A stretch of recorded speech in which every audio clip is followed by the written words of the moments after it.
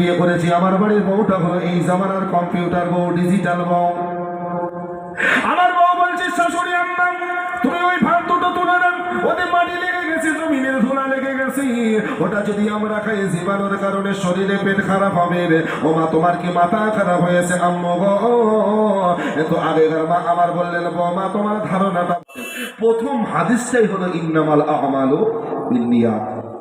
নিয়ত যদি খাঁটি হয়, সহি হয়, ওই নিয়ত খাঁটির বরকত আল্লাহ দিয়ে দেয়। আর তোমার নিয়তটাই তো শুরুতে খারাপ, কথা ঠিক না? বাবজান আমার মা বোনের আমার শুনে নেন, জেনে নেন, অনেক বৌমা আছে তারা আসে, কিন্তু আসার পরে শাশুড়ি মা খুব ভালো করে মা মা বলে ডাকে, কিন্তু কিছু কিছু বৌমা আছে তারা হলো 10 জন মার্কা মেয়ে। ওরা শ্বশুর বাড়ি আসে, স্বামীকে যেমন ভালোবাসে না, শাশুড়ি মাকে মা হিসেবে মানতে পারে না, কিন্তু ওর নিজের মা যখন আসে সেই মায়ের সেই ভালোবাসাটা ষোলোয়ারা দেখায়। আমি বলবো এই বৌমাগুলো কিন্তু স্বামীর সংসার সুখের করতে আসবে না। কেননা এখন কিছু কিছু শাশুড়ি আছে তারা আগেকার মানুষ, তারা এমন কিছু ঘোরপেশ বোঝে না, তাই তো তারা হঠাৎ করে কিছু কিছু মশলা দিয়ে থাকে। ওই মশলাগুলো ডিজিটাল বউ জুলপিকার, এর ভালো লাগে না, পছন্দ হয় না, তাই শাশুড়ি মাকে সহ্য করতে পারে না, দাদুরি শাশুড়িকে সহ্য করতে পারে না। বলবেন হুজুর কোনটা? এখন আমি বলবো কি, কেননা কিছু কিছু বউ আছে নতুন বিয়ে হয়েছে, ডিজিটাল বউ, রাতের বেলা কোনো দিনের জন্য দাদির শাশুড়ি কি শাশুড়ি হঠাৎ করে বলছে, বৌমা তোমরা কি রাতের বেলা স্বামী স্ত্রী কি কোনো কাজ করো না? বলে এইরকম কথা কেন? এই জন্য প্রশ্ন করেছে, কোনো দিনের জন্য তোমাদের ভোরবেলা রাতের বেলা গোসল তোমাদের করতে দেখি না।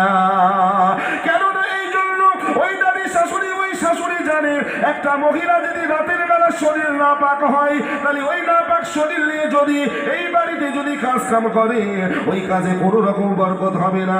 আগেকার মা দাদিরা ওরা কি করতো, রাতের বেলা স্বামী স্ত্রীর উপর যদি গোসল ফরজ হয়, তারা ভোর রাতে ফজরের আগে তারা গোসল সেরে নিতে, বলেন কথা ঠিক না? কিন্তু এখন ছেলেকে বিয়ে দিয়ে দেখছেন, একটা দিনের জন্য ছেলের বউ কিংবা ছেলে কোনোদিন ভোরবেলা তো পড়ে থাক, সকাল 10টার আগে ও গাধ হয় না, তাহলে ওদের সন্তান এলো কিভাবে?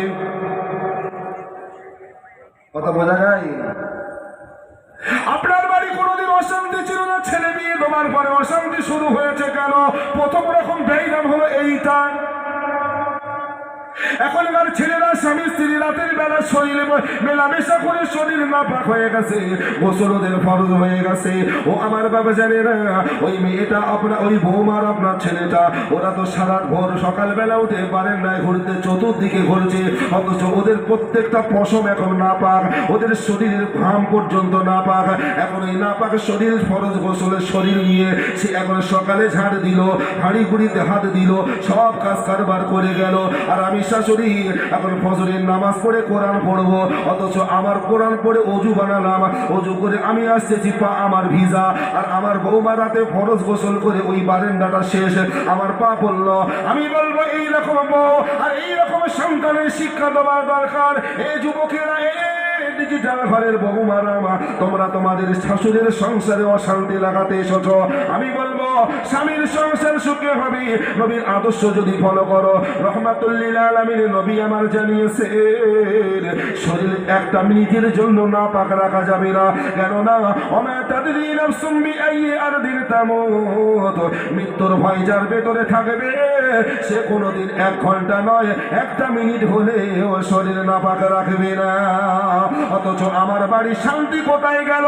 নবী বলেছেন রাতের বেলা ফরজ গোসল হয়েছে, ফজর শোবে সাদেক ভোরবেলা ফজরের আজানের আগে, ও বৌমা তোমার উচিত ছিল গোসল করে ফরজ গোসল করা, ছেলেটার উচিত ছিল ফরজ গোসল করা। অথচ মুয়াজ্জিন আজান হয়ে গেছে, বাপমার নামাজ হয়ে গেছে, ছেলের বউ দিনপুর নাপাক হয়ে রাত পার করে দিল। শুধু পার করলো না, ওই গোসলটা প্রত্যেক দিনের মতো 12টার পরে গোসল করতেছে। অথচ আগেকার মা দাদিরা ওরা যদি দুপুর বেলা দুটো রান্না করতে যেত, তাহলে বিনা গোসলে ওরা রান্না বাড়া করতো না, যার কারণে সেই খানা সেই রিজিকের ভিতরে এতটাই বরকত ছিল, পরিবারে কোনো অশান্তি বাপদাদা সন্তান বউয়ের মধ্যে ছিল না। যার কারণে কিছু কিছু বাড়িতে এখন আগেকার শাশুড়ি হঠাৎ করে ক্ষোভ ধরছে কি জানো, বৌমা ভাত, শাশুড়ি ভাত বলছে, ভাত খুলতে বলতে চামচি লাগাতে দুটো দানা পড়ে গেছে, এখন ধরে নেন সেটা আমার মা, এখন আমার মা ওই ভাত তুলে নিয়ে আবার তুলে দিচ্ছে। আমার তো ডিজিটাল বউ, কম্পিউটার বউ, শিক্ষিত বউ, মডার্ন বউ। বলছে আমার খেয়ে দিই কোনো কাজ আছে? ও মা, ও কি করছেন? মানে ভাষার ল্যাঙ্গুয়েজগুলো খুব সুন্দর বলে। মাঝে মাঝে শ্বশুর অবাক হয়ে যায়, সত্যি বৌমা একটা পাইছি রে। আম্মা আপনি কি করছেন? কেন মা? আরে ও তুলবেন কেন? জীবাণু লেগে গেছে, ও খেলে ব্যায়াম হবে, দেন না। বেচারা আগেকার শাশুড়ি ও তখন বলছে, না বৌমা, এই রিজিকটা জমিনে পড়ে গেছে, ধুয়ে নিয়ে খেতে হয়, নাইলে কিয়ামতের ময়দানে এই দানাটাই আল্লাহর কাছে আমাদের কাছ থেকে হিসাব নেবে। সুবহানাল্লাহ বলবেন না? আদর্শবান শাওরির শিক্ষা দেখেছেন? ওটা রিজিক। আল্লাহ বলছেন, ওয়া মিন দাব্বাতিন ফিল আরদি ইল্লা আলাল্লাহি রিজকুহা। রিজিকের মালিক আমি আল্লাহ, বরাদ্দ করি আমি আল্লাহ, তোমার কারদানি নয়। আমি আল্লাহ তোমার রিজিকটা বন্টন করি। তোমরা রিজিক যখনই খাবে সম্মানের সাথে খাও, মালিককে সাক্ষ্য রেখে খাও। তোমার শাশুড়ি আলেমা নয়, কিন্তু ওর ভেতরে ওর সম্মান করার শিক্ষাটা আছে, যার কারণে তোমার শাশুড়ি এখনো পর্যন্ত স্বামীর সামনে যখন দাঁড়াই তখন এইসে একটা ঘন্টা দিয়ে দাঁড়ায়। ঠিক বলছি না বাবা? আমার আম্মা, এখন আমার আব্বা যদি মাঝে মাঝে যখন দেখি দৃশ্যটা, চিত্রটা দেখি, আমার আব্বু যদি মাঝে মাঝে আমার আম্মাকে ডাকে, তো এখনো পর্যন্ত আমার আম্মা আসার সময় ঠিক এখন এতটা না, একদম এইরকম করে ঠিক এরকম করে আসবে। অথচ বলো আব্বু ডেকেছে তার নিজের কাজে দরকার। তো মা ছিল দেখা যাচ্ছে রান্না করে, সেই আব্বু ডেকেছে সঙ্গে সঙ্গে একদম ঘুমটা দেয় না। তো একটুখানি বক্তা তো তাই জানার জন্য, আম্মা তুমি আব্বুর কাছে যাওয়ার সময় তো বড় ঘুমটা দাও কেন? তো উত্তর দেয় না। আগেকার মানুষ তো অতটা বাংলা শিক্ষাও নাই, অতটা অ্যারাবিক শিক্ষাও নাই। তা স্বামী হলেও সে তো সম্মানী, তাই না? আর এখনকার বউটা বড় ভাসুরির সামনে যাওয়ার সময় মাথার কাপড় তো মাথায় তো নেই, শুধু এই খোপা রেখে একটা সেই কামড়ে ক্লিপ দিয়ে তাতে সামান্য একটুখানি বেরিয়ে রেখে দেয় সেরকম ভাবে। কেটা বড় ভাসুর, কেটা মেজে ভাসুর, কেটা প্রতিবেশী শ্বশুর, কেটা কি কোনো হুঁশ নাই। এই ডিজিটাল ছেলেরা বিয়ে করছো তাই না? দুনিয়ায় সুখ করবে বউ নিয়ে, শুধু গুটিয়ে একবার খবর এসো, ওই বউয়ের কারণে জাহান্নামের আগুনে জ্বলতে হবে। বউ সদা করার ক্ষমতা নাই তোর, বিয়ে করতে কে বলেছিল? শ্বশুরের বাড়িতে 5 বছর গাড়ি নিচ্ছ, বউটারে আদা উলঙ্গ করে বার করে বেরিয়ে যাচ্ছ, তোমার হুঁশ নাই? তোমার বউটাকে দেখে ম্যাক্সিমাম ভ্যান চালক, গাড়িওয়ালা যত সব হাতাল মাতাল দেখে, আর ওরা রাত্রের বেলা তোর বোন নিয়ে স্বপ্ন দেখে। এ হুঁশ আছে? তুই তো মোটর সাইকেল চালাচ্ছ, তো বউটারে তুমি এমন শাড়ি পরিয়েছো, তা এদিকতে সব আলগা, তুমি তো দেখতে পাচ্ছ না, তোমার তো লুকিং গ্লাস, তুমি তো রাস্তা দেখবে, না দেখলে তো অ্যাক্সিডেন্ট করবে। পেছন দিকতে তোমার বউ যে ওইদিকে চোখ মেরে আর একটা পেছনে কোন বাবাজি ধরে, তোর হুঁশ আছে? কিসের বউ? আমি তো বলবো এই ছেলেগুলো তাদের স্ত্রীকে ভালোবাসে না। আজকে আমার বোর শাড়ি কিনে দেবো আমি, খাওয়াবো আমি, পরাবো আমি, তার ডাক্তার খরচ করবো আমি, আর পাড়ার ভ্যান চালক, মুচি, মাতাল, নাতাল, চপওয়ালা, খাজুওয়ালা রাস্তায় দেখবে আমার বউরে কতগুলি খাবো, কি সুন্দর রে, কত সুন্দর। আমি প্রশংসা করতে পারলাম না, ওরা আমার প্রশংসা করে। সমস্যাটা কোথায়?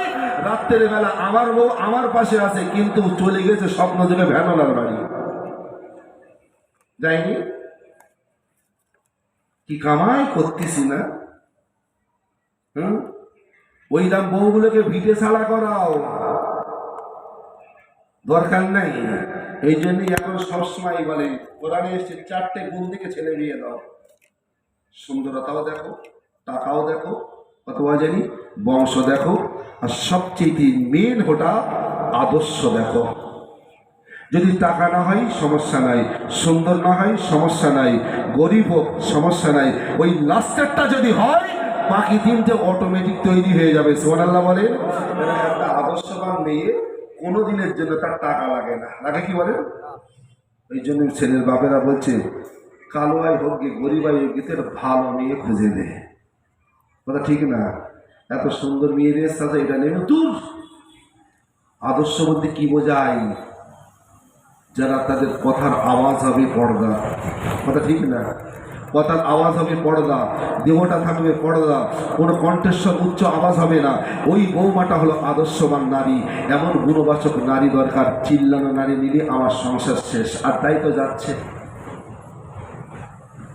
আমার যখন ভাতটা তুলতে বলেছে তখন বলছে জীবাণু মা, ওটা তো মাটিতে লেগে আছে, তুলো না। মা বলছে না, ওটা হলো রিজিক, কিয়ামতের ময়দানে হিসেব দেওয়া লাগবে। আমি জলফিকার বিয়ে করেছি, আমার বাড়ির বউটা হলো এই জামানার কম্পিউটার বউ, ডিজিটাল বউ। আমার বউ বলছে শাশুড়ি আম্মা তুমি ওই ভাত দুটো তুলে দেন, ওতে মাটি লেগে গেছে, জমিনের ধুলা লেগে গেছে, ওটা যদি আমরা খাই জীবাণুর কারণে শরীরে পেট খারাপ হবে। ও মা তোমার কি মাথা খারাপ হয়েছে আম্মু গো? কিন্তু আগেকার মা আমার বললেন বৌমা তোমার ধারণাটা ভুল, কেননা আমি তো ওটা ডাইরেক্ট খাবো না, আমি পানিতে পুড়িয়ে ময়লাটা ধুয়ে নিয়ে আমি আবার ভাতের সাথে মিশিয়ে খেয়ে নেবো। ওই সময় আম্মাজান বলে যদি বৌমা এটাকে যদি আমরা ফেলে দিই, এটা যদি না খায়, কিয়ামতের ময়দানে আল্লাহ বরাদ্দ করেছে এই দুটো দানা ভাত, এটাই তো আল্লাহর কাছে হিসেব দিতে হবে। ও বাবুজান আমার, কিন্তু এখনকার ডিজিটাল বউটা আমার কি করে, জমিনের ভাতটা কি করে ঝেঁটিয়ে ঝেঁটিয়ে এক জায়গায় করে বাইরে ফেলে দেয়। ওই ভাতগুলো মানুষ আমরা পায়ের তলায় দবিয়ে দিই। আমার নবী বলছেন এ আমার সাহাবীরা রিজিক বরাদ্দ করেছে আমার আল্লাহ, ওই রিজিক খাবে না, তবে এতটা অপমান করো না। কিন্তু আমার বাড়ি ডিজিটাল বউটা ওটাকে জীবাণু মনে করে ঝেঁটা লাগাই পর্যন্ত ঝেঁটাতেও দ্বিধা করে না। আমার নবী বলছেন এ আমার সাহাবীরা আদর্শ, আমার আল্লাহ বলছেন এ আমার গোলাম, নবীর আদর্শ ফলো করে যদি ওই জায়গাটাই তোমরা আদব বজায় রাখতে, তাহলে তোমার সংসারে শান্তি যেত না। আজকে তোমার সংসারে রিজিক দিয়ে আমি আল্লাহ পাক ভরিয়েছি, আর তোমার এই ডিজিটাল বৌমাটার কারণে সব শান্তি ঝাঁটা লাগায় পার হয়েছে। যার কারণে তোমার বাড়ি টাকা আছে, পয়সা আছে, কিন্তু বড় কথা শান্তি তোমার সংসারে নাই। আমি বলবো চাচা যদি এইরকম বৌমা থাকে ছেটিয়ে পার করেন।